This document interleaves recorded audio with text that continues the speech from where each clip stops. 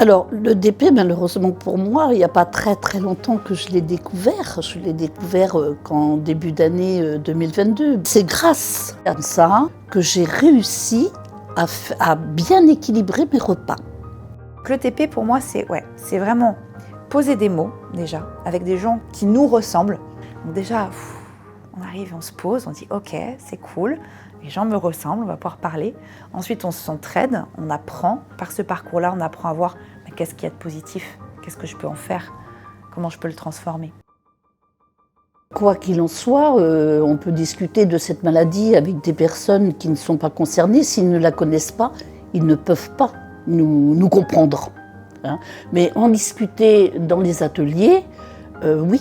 Et c'est pour ça que j'y viens dans ces ateliers. Parler, ça aide, tout à fait. Parler, ça veut dire exprimer, mettre des mots MOTS sur ces mots MAUX. Ça veut dire donner son ressenti, ce qui est très difficile pour la majorité des gens.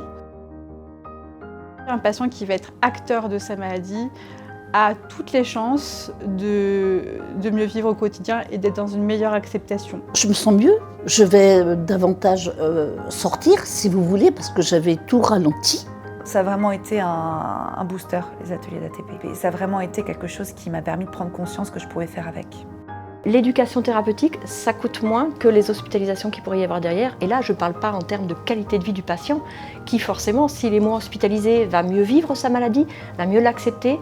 Donc en fait, c'est un bénéfice, j'allais dire, au-delà du financier qui est très très important. Ah oui, je viens de le dire là, juste à l'instant. C'est comme je regrette de ne pas l'avoir connu plus tôt.